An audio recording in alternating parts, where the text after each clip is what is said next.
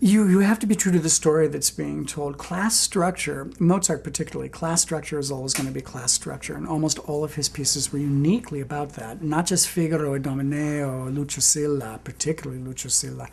The early ones, I was really lucky to do the American premiere of Mithridate Re di Ponto. It was one of my very early directing jobs. And it was 1992.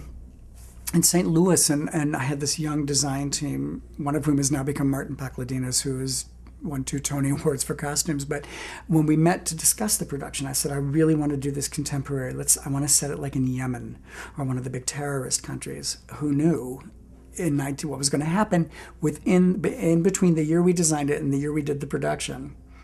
We had the first Gulf War. Literally about 2 months before we did the production.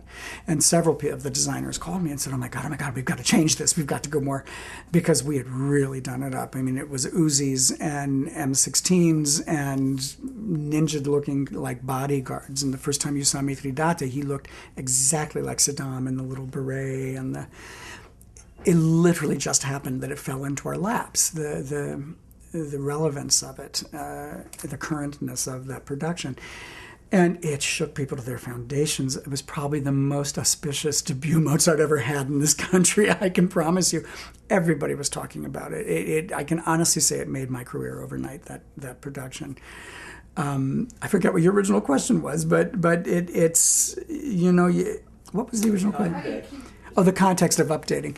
And that's how, even with the recitativo and the secco recitative, the accompagnato recitative, the metaphor aria, the simile aria, all these different types of structures within that piece. He wrote it when he was 14.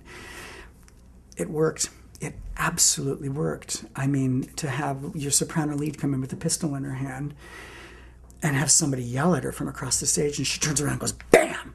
And that person slams up against a back wall and their blood pack explodes and his blood, what's the difference between that and her coming in with a dagger and just throwing the dagger at the guy and pinning him to a wall? Except that clothing-wise, it was what we had been seeing on the news for the last 10 or 12 years from the Middle East. It works. It's amazing. And that's the great thing about opera.